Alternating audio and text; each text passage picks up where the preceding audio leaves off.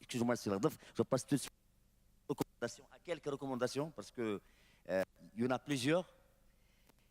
L'événement, donc, il devrait renforcer le networking parmi les participants, et ça c'est très important. Donc, établir un mailing list à distribuer aux participants, ça c'est très, très important. Établir les procédures de l'événement, recueil des résumés des interventions à distribuer aux participants, encourager à émettre des feedbacks tant si on sert le fond que la forme du programme de ce forum, mise en œuvre des conventions signées entre la Fondation et les agences du bassin hydraulique, repenser un modèle de développement dans la région dans son intégrité en prenant en considération toutes les dimensions du territoire pour un développement intégré et durable, réaliser des études d'évaluation non descriptives des territoires, promouvoir la bonne gouvernance en matière de gestion des ressources en eau, instaurer une banque de données concernant toutes les activités de la Fondation et la mettre à disposition sur le site, valoriser et capitaliser les bonnes pratiques en matière de gestion des ressources en eau. Pour sauvegarder le capital eau, la priorité doit être donnée à l'agriculture pluviale pour assurer l'autosuffisance alimentaire du pays et sauvegarder les écosystèmes et le développement durable. Le plan Maroc vert doit accorder une attention particulière aux zones de montagne et aux oasis pour une meilleure gestion et capitalisation de l'eau. Limiter l'encouragement des grands investissements agricoles étrangers aux oasis qui surexploitent les nappes et les ressources hydriques aux dépens des oasis.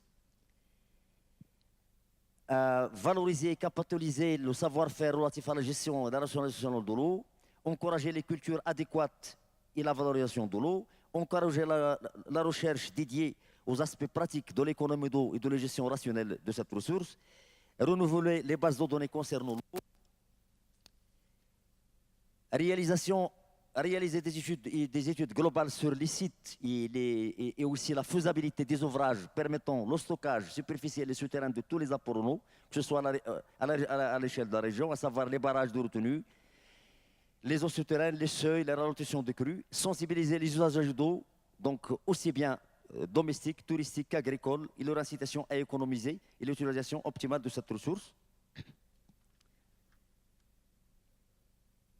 Implication du Conseil régional dans la construction du barrage collinaire, lutter contre l'agriculture consommatrice de l'eau, intervenir en amont des bassins versants pour la conservation des eaux et du sol et la lutte contre les inondations.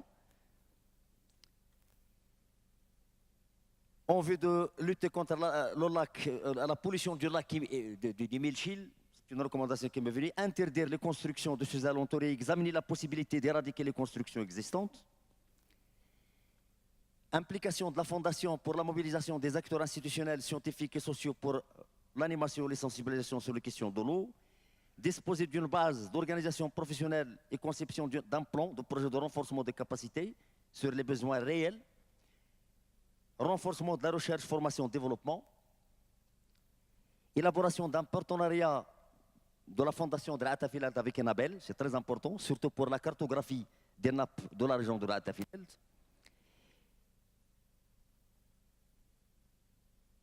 Réaliser des études de l'évaluation des eaux superficielles et souterraines dans toute la zone, encourager l'investissement dans les techniques d'économie d'eau d'irrigation, promouvoir la certification des produits agricoles de la région de العتافيلات. للتخفيف من اثار التغيرات المناخيه بجهه العتافيلات يجب بناء السدود اللي الصغرى على وديان الجهه. يجب انجاز مشاريع المغرب الاخضر على اراضي الفلاحين الصغار وتشجيع الفلاحه التضامنيه. محاربة السكان من أجل الانخراط في التعاونيات. بناء حواجز من أجل محاربة انجراف التربة. إعطاء الأهمية والحفاظ على النحلة الصفراء. تشجيع السكنة من أجل غرس واستغلال الأعشاب. Constitution d'un comité de recherche action sur l'économie sociale et solidaire et le développement durable des territoires. Promouvoir le partenariat public-privé pour promouvoir les activités génératrices devenues des agriculteurs. Préserver les ressources en eau par la construction des barrages collinaires. Renforcer la valise législative, ça c'est très important, la protection des ressources en eau.